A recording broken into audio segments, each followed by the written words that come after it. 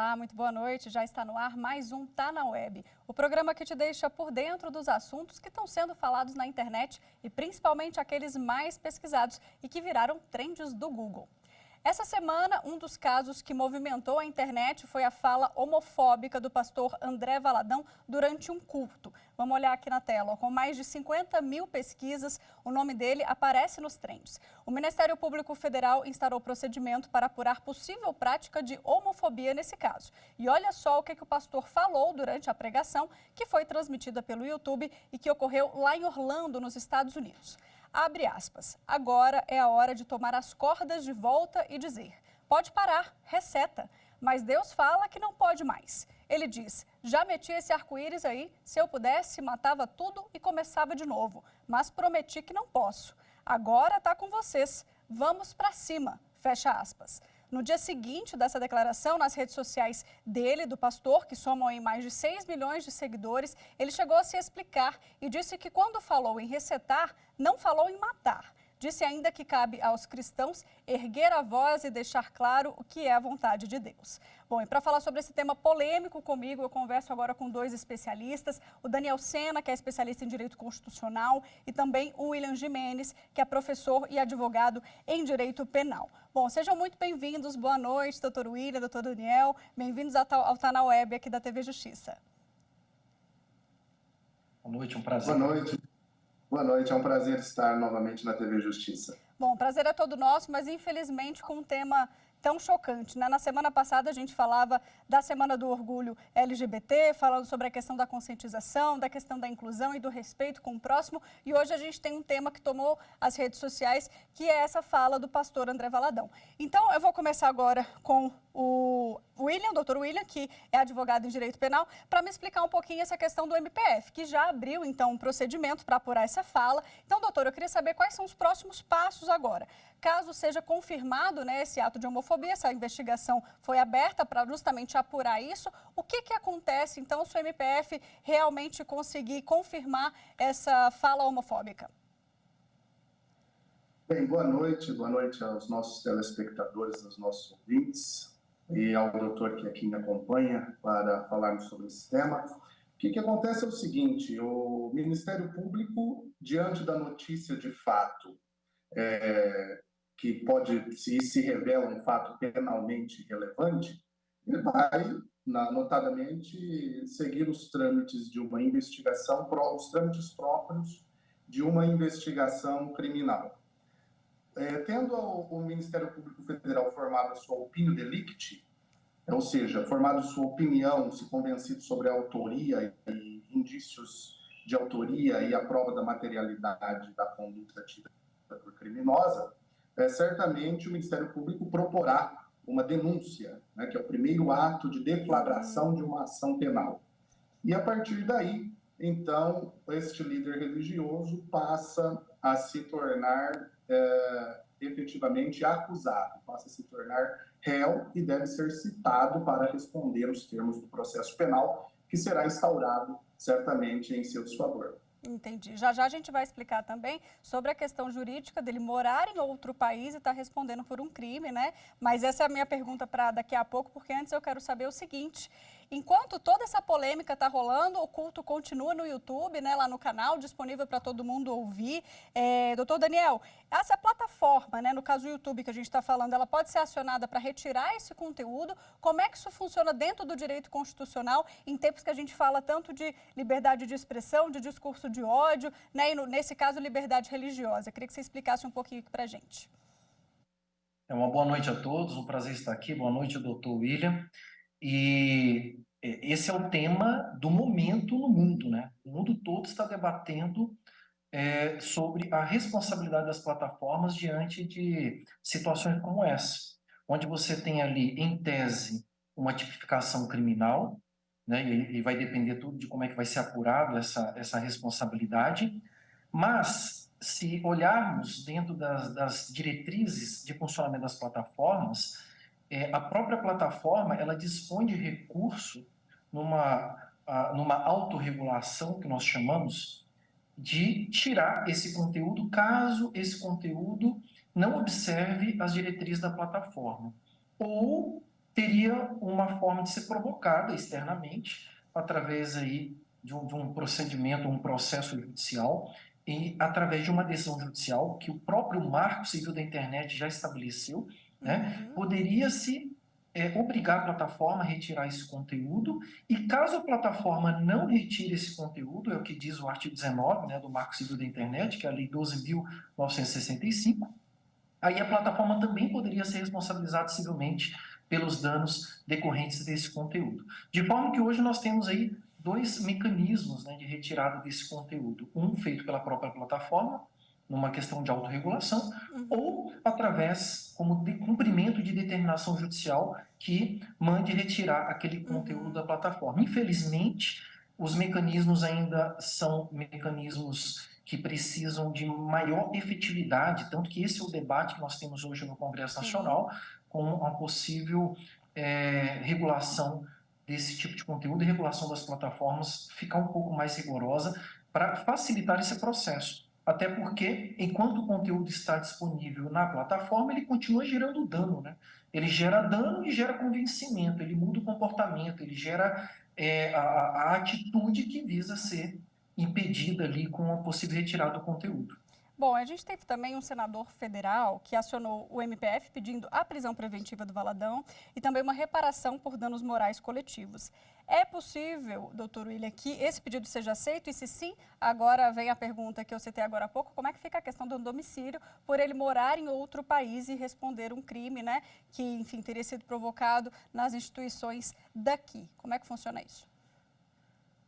Na verdade, é o seguinte, o Código Penal estabelece no artigo 7º a possibilidade do crime ser punido no Brasil, nós chamamos de territorialidade e extraterritorialidade.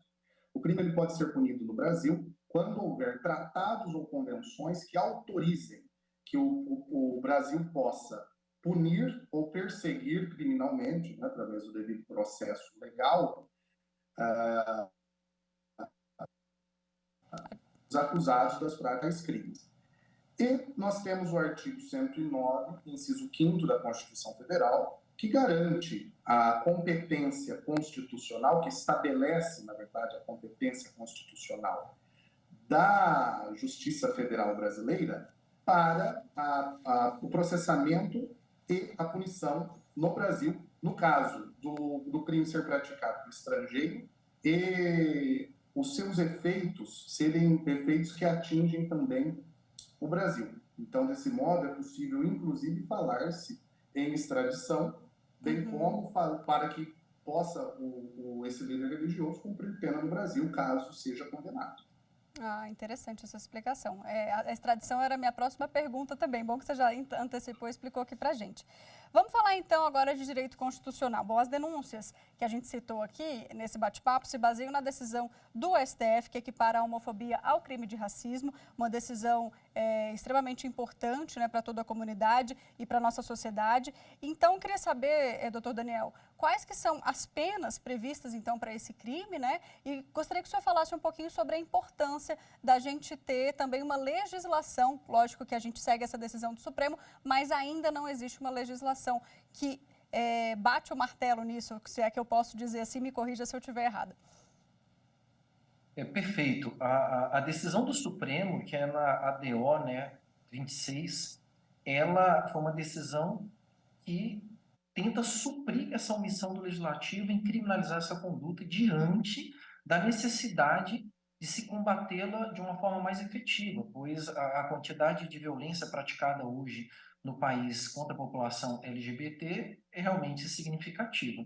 E todo o debate nos leva à conclusão de que precisa de uma postura do poder público mais combativa, mais enérgica, e o STF se adiantou ao Poder Legislativo e acabou tipificando essa conduta, né? E aqui, de repente, cabem algumas críticas em relação a essa postura do Supremo, mas não em relação à necessidade de se enfrentar o tema. Eu acho que esse é um ponto importante. Então, hoje não resta dúvida alguma de que, após a decisão do Supremo, homofobia, transfobia são considerados crimes de racismo. E por serem considerados crimes de racismo, equiparados ao crime de racismo, eles acabam sendo enquadrados na Lei 7.716. que inclusive agora em 2023 ela acabou sofrendo algumas alterações interessantes que me parecem enquadrar muito bem nesse contexto religioso. E aí o Dr. William pode até falar com muito mais propriedade do que eu, por ser especialista na área criminal, né? Mas em tratando-se de equiparação ao crime de racismo, deve-se considerar toda a legislação aplicável ao crime de racismo. E aí, se me permite um ponto aqui, antes de passar para o doutor William, para ele abordar essa questão mais criminal, eu acho que ele tem muito mais gabarito do que eu nesse sentido, na decisão do Supremo, na DO 26, quando ele equipara o crime de homofobia, transfobia ao crime de racismo, ele deixa muito claro na decisão uma certa preservação à liberdade religiosa em relação a esse tema.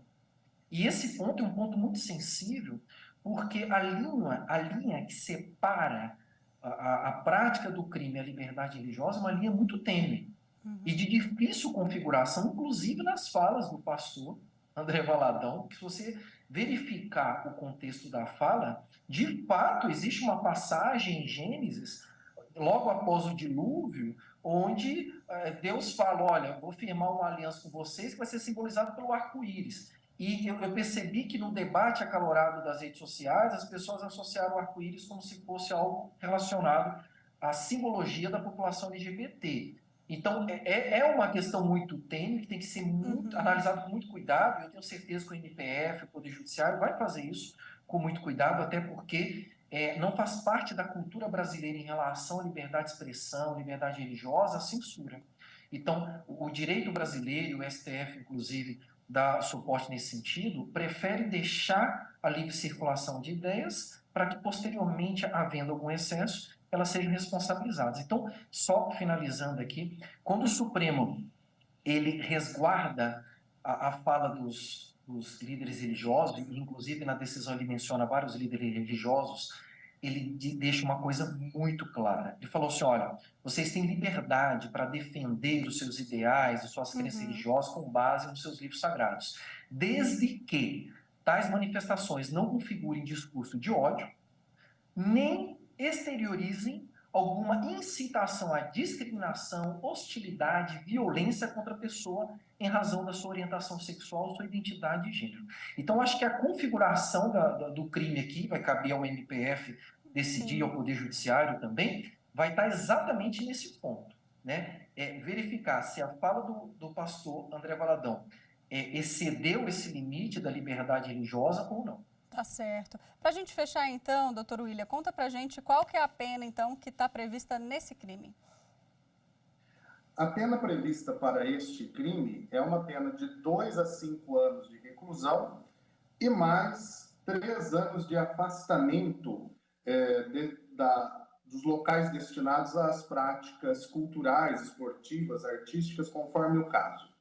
E é bom que se diga que a conduta deste líder religioso é uma conduta que fica claramente, que afronta claramente a decisão do Supremo e que caracteriza, acima de qualquer dúvida razoável, o crime de homofobia e o crime de transfobia e mais, o crime de incitação à prática de crime, que também é uma conduta delituosa prevista no nosso Código Penal.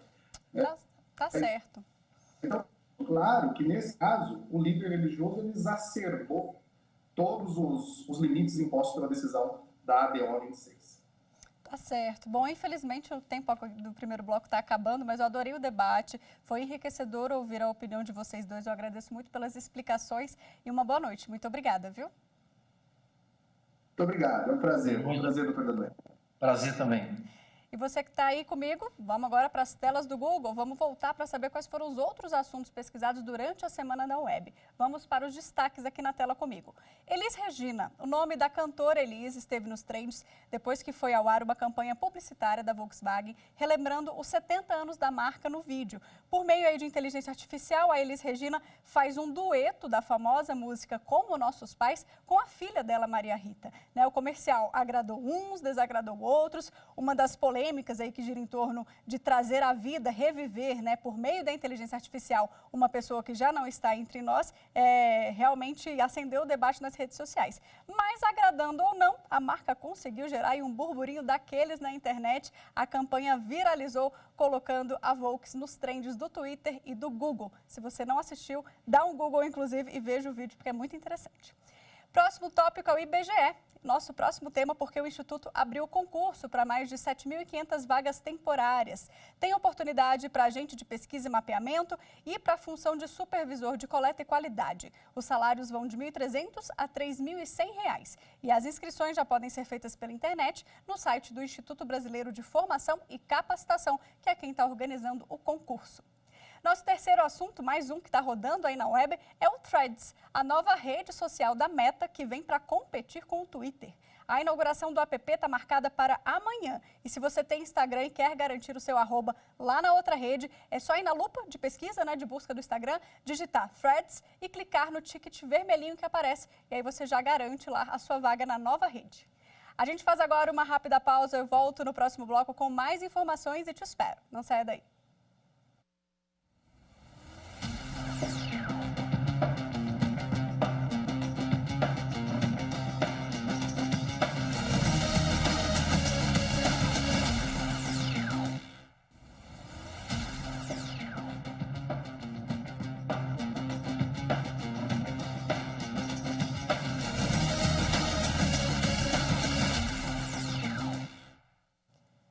Já estamos de volta e agora no segundo bloco a gente aborda uma fake news que está circulando na internet. Vamos acompanhar qual é.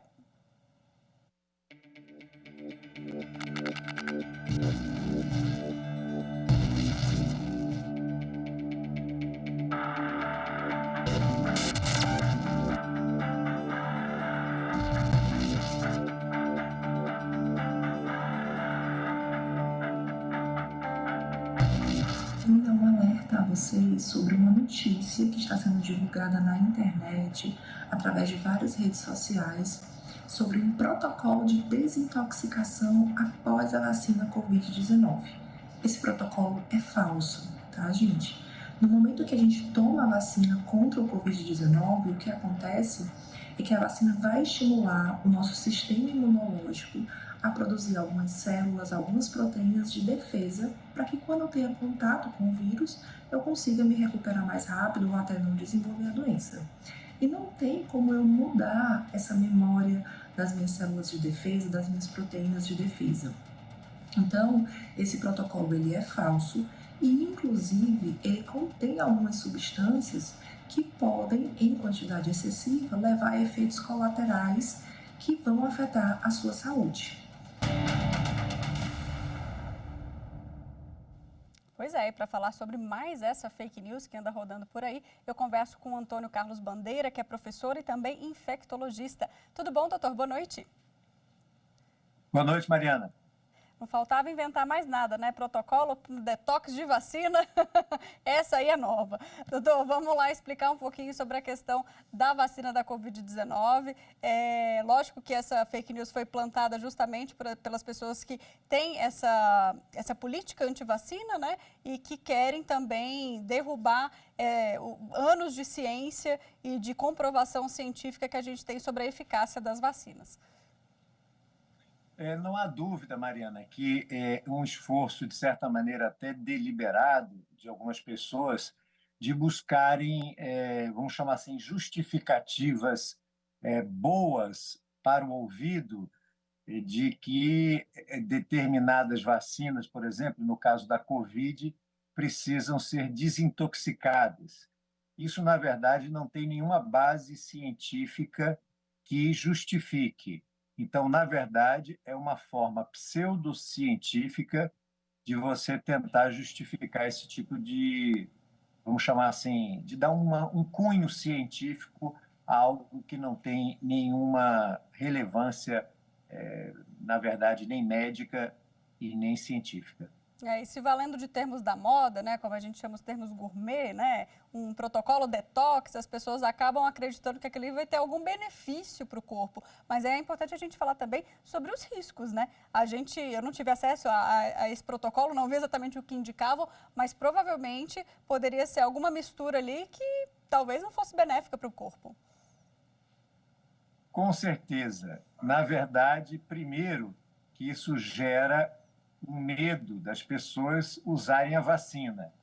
Se é algo que está intoxicando as pessoas, então as pessoas acabam podendo até optar por não tomar a vacina para não serem intoxicados, vamos chamar assim.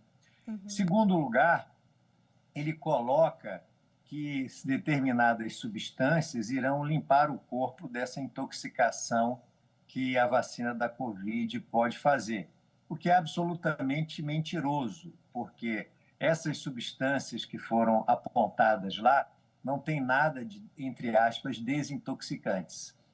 Entendi. Agora, falando um pouquinho, doutor, da questão vacinal aqui no Brasil, a gente teve a liberação da bivalente. Eu queria saber do senhor como é que está esse balanço do cenário nacional, se as pessoas têm procurado ou se não, né? Já que agora baixou a poeira da pandemia e muita gente já não, talvez não despenda a mesma energia para se cuidar quanto antes.